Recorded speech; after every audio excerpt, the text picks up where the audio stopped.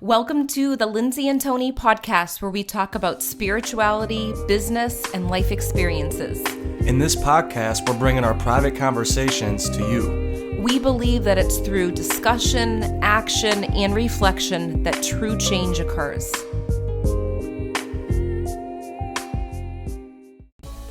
Hi everybody, welcome to episode 82, the 3 false beliefs that could have stopped us from working in the public eye. In this episode, we talk about the 3 thoughts that actually almost held us back, and actually did hold us back for several years before we put ourselves out into the world, sharing our message in a powerful way. I hope everybody enjoys the show. Hi guys, welcome back. We're so excited that you're here. Today's episode is all about the 3 false beliefs that could have stopped us from putting ourselves out there in the public eye. And I think this is something that we often forget, that fear that came up before we actually started making our podcasts and putting ourselves out there online. Yeah, because it's easy to forget after you do something. Like, you're scared to become a teacher, and then you teach, and then it becomes your new normal. You're scared to go to that new job, and then it becomes your new normal. I think you start to adapt to everything, because as humans, we're very adaptable to our environments over time. That's true. And I think I'm going back to when I first started. I used to have a picture of a yellow flower as my profile picture. So I had 2 Facebook names, and one of them was my name, and the other one was Love Energy. So all my friends knew it was me, but that's the place where I shared my quotes. I had a group called Gratitude Equals Magnitude. I would share quotes about intuition, and I would attract different people that were all into that kind of stuff just by creating that name. And it made me feel comfortable at the time, because I didn't feel comfortable putting myself out there. Right, because you could hide behind a flower or a picture. Exactly. And a lot of times it's even scary just to talk about certain subjects around people, because it's going to make them upset, especially with the people that watch our podcasts. A lot of us are like out of the box thinkers, to where what we believe and how we see the world, the average person doesn't see the world that way. So it could be scary just sharing that to start with, let alone starting a whole business or creating videos or blogs about it for everybody to see. That's true. But one thing that I recognize after putting ourselves out there is you get a lot of private messages from people saying, now I don't feel so crazy anymore. Or I feel like you're speaking right at me. I was just afraid to say it, when it comes to spiritual stories and signs and being an empath, all these different things that come up. So I think it's important to definitely put yourselves out there if you feel that call to do it. Absolutely. So should we get to the first false belief? Let's do it. Okay, you want to read it? Yeah, so number 1 is what we have is, and a lot of people think this, it's kind of like when you buy a new car, you see it everywhere. Well, when you think of a new career industry, it seems like everybody and their whole family is working in that industry.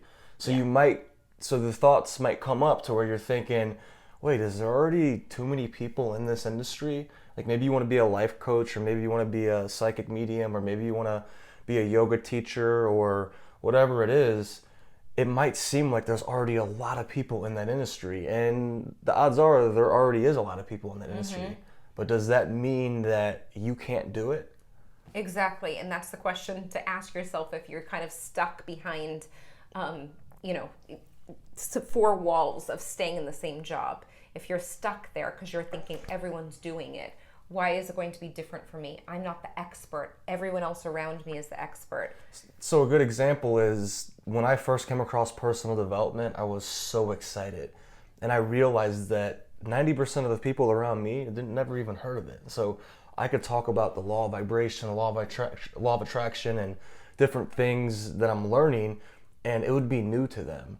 But then as time went on, and I got more serious about getting into the industry of actually teaching and coaching people, it started to seem like everybody was a life coach. And it started to make, to be quite honest, it started to make me lose the desire to become a coach, because the term life coach became kind of like a corny thing to me. Yeah. Because you had all these people who were well-intended people, online and in person, making it seem like it wasn't. Because what you'll find is, here's the thing, with any industry, and this is from my experience, I realized that most people in the industry you're working in, no matter what industry it is, most of them are probably not there because they love it. They're there because they think they have to, or for security.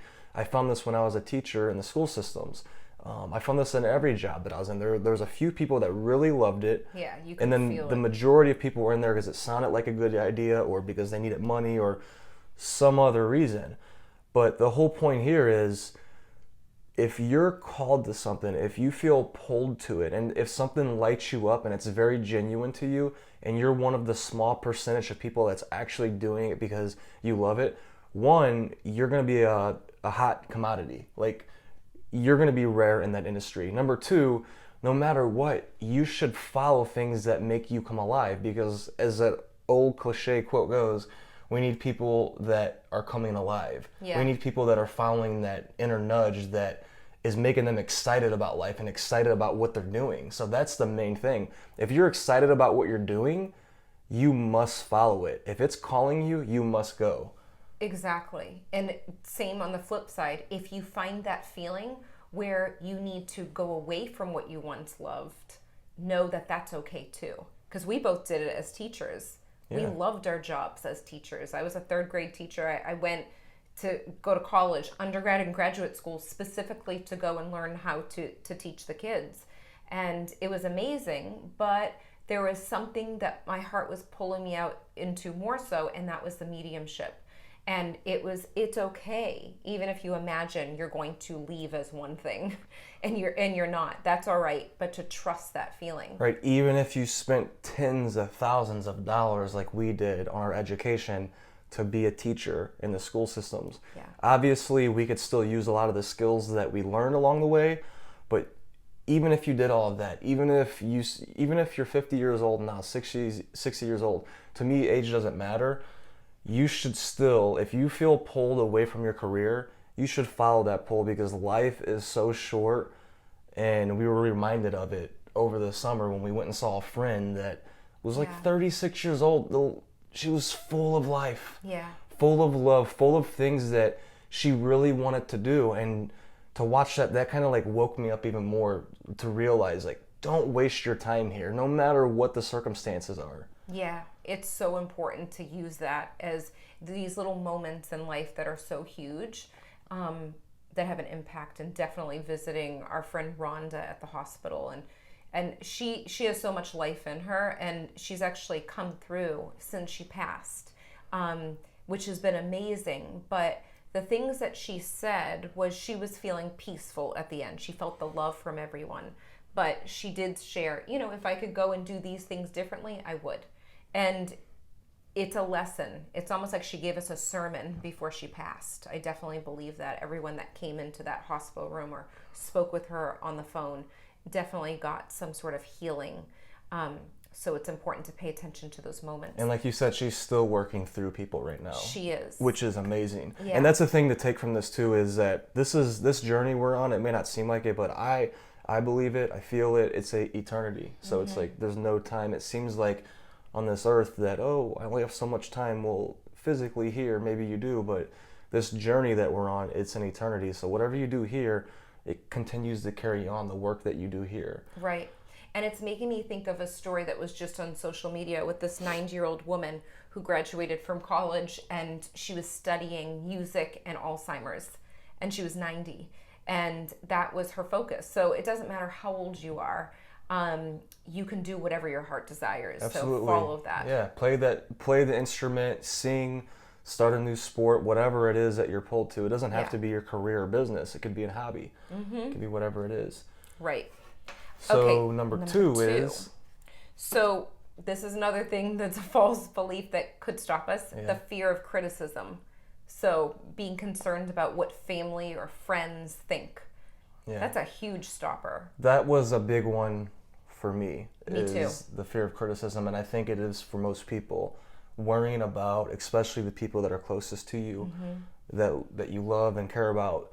And as you know, we're both empaths here. I believe everybody is, but we're both highly in tune with it, highly intuitive, and most likely you are too, to where you could anticipate. You already know that if I do this, it's going to make this person mad, or if I do this, this person will be happy for me. And that alone could stop you, like it did, I ain't gonna lie, like it did for me for I don't even know how many years. Like I wanted to make videos. I wanted to have a human potential company is what I called it when I was 21 for all of these years, and I didn't end up making it until like almost a decade later.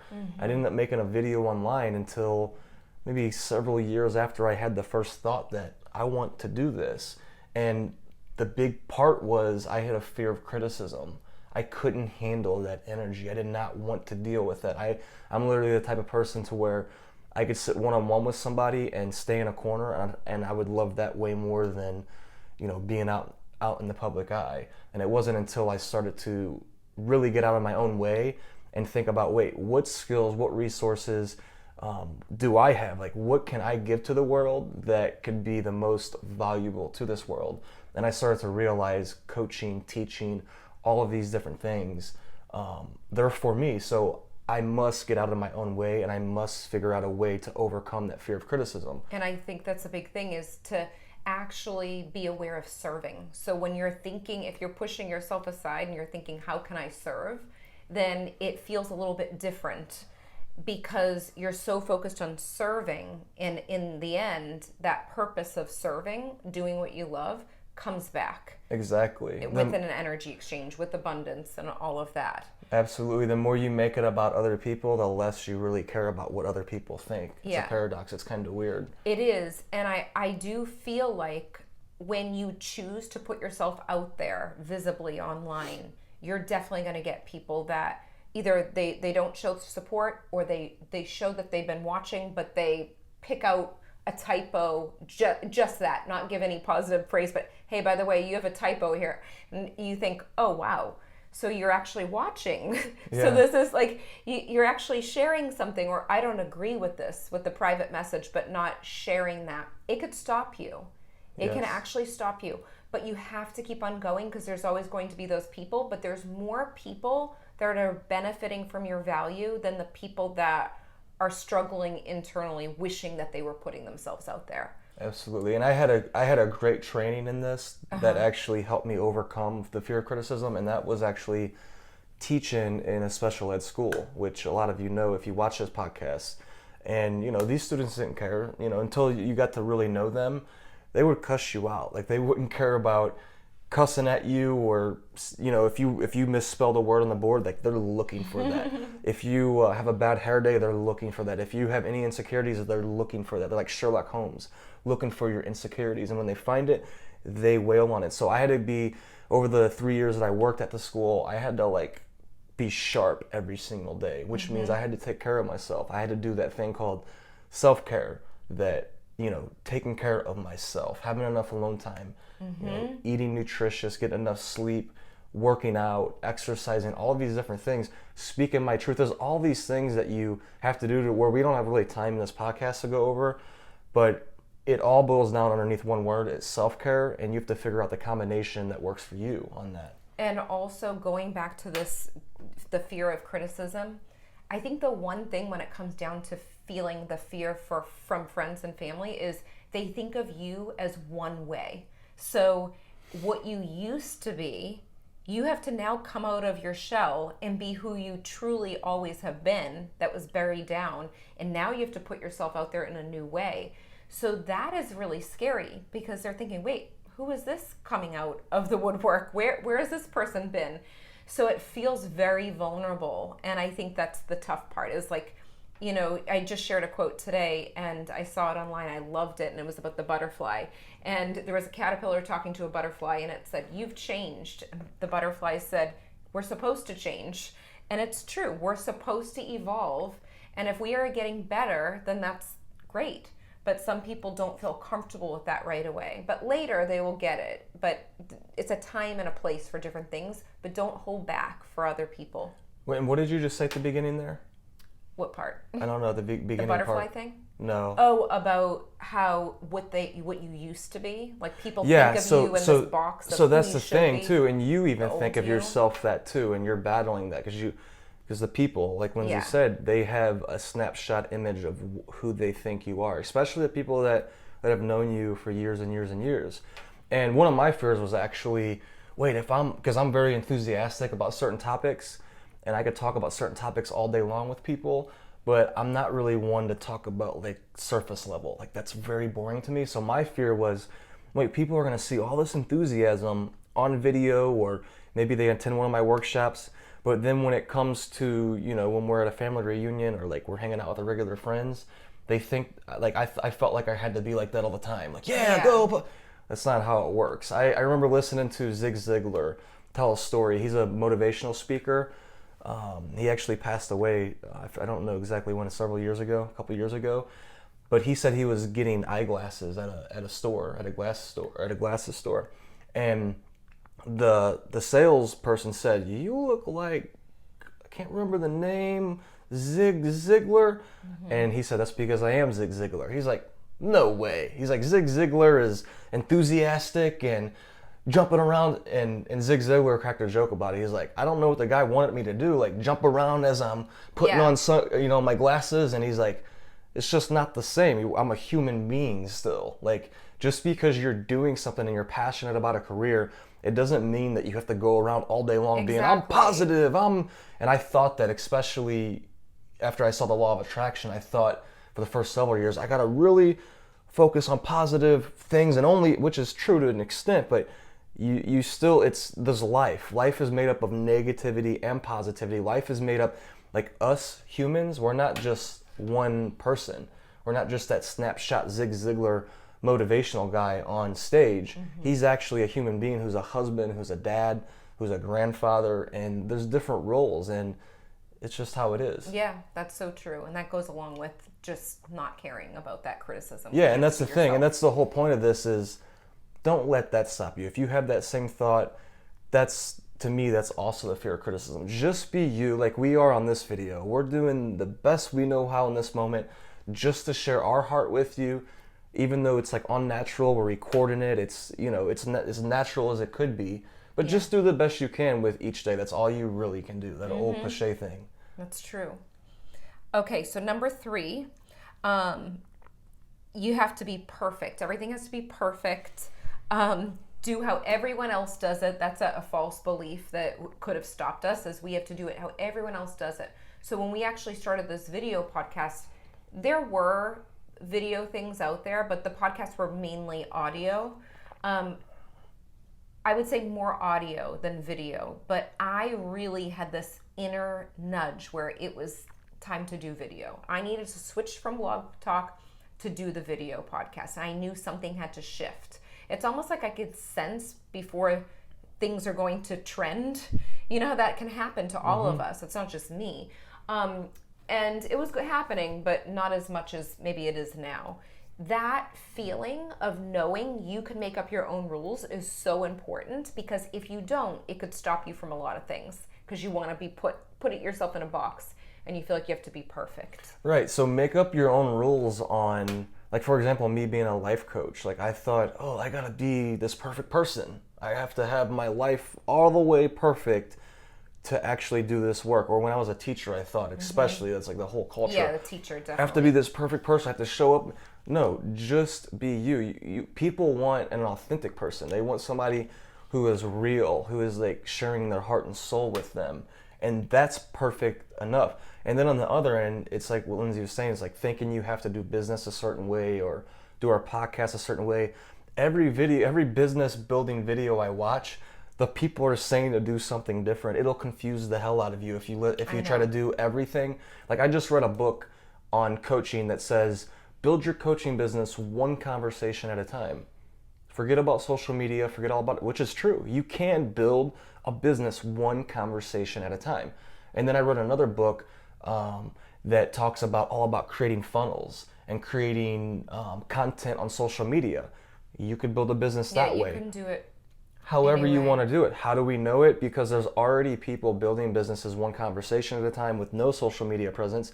There's already people building businesses in your same industry with a social media presence. And even if there wasn't, you know and I know that your thought creates your reality. How you view the world is how your world is going to show up. How you truly believe the world to be, not what you consciously say, the deeper part. So you can make up your own way of building your business. You can make up your own way of what a psychic medium is supposed to be, or a life coach is supposed to be, or a teacher is supposed to be, or whatever it may be. And I think that's what, like, my business students, my psychic medium business students, when they join the program, I give them a blueprint of the things that you can create when it comes to the psychic mediumship business, because you can help more people in a certain way. If you spread your time, spend it wisely. But I always say, feel out what feels right to you, because I can give you key points, but you have to create your own things. And I think that's so important, just like intuitive coaching. When you're doing intuitive coaching, every student that comes to you, every client has a different experience, because it's kind of tailored to that sense of what's supposed to be for them. Absolutely. So it's kind of compared to that. And like all great teachers or any program that you learn from, like Lindsay's saying, yeah, it's not wrong to study that book on building your business one conversation at a time, or studying Lindsay's online course on how to build your psychic medium business. It's not wrong looking at those things. Like Lindsay said, you study these things, figure out what resonates with you.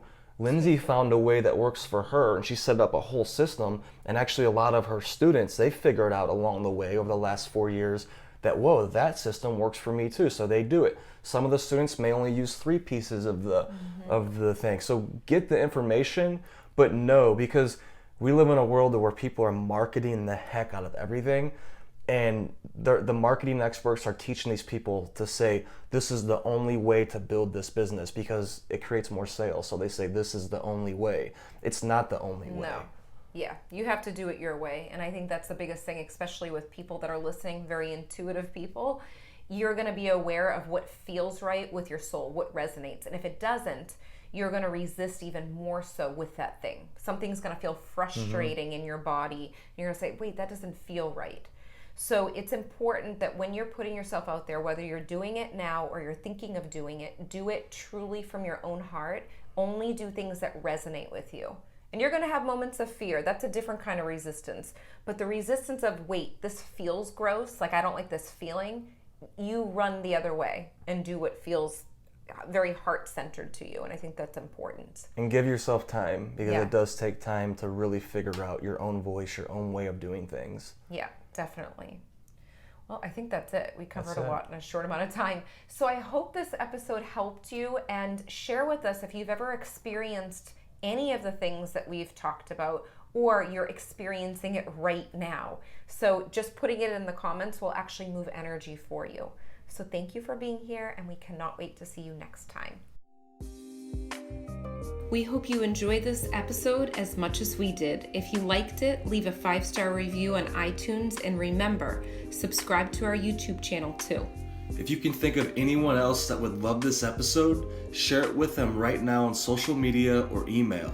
And remember, getting results is a process of learning, applying, and reflecting. Stay consistent and continue to grow every day.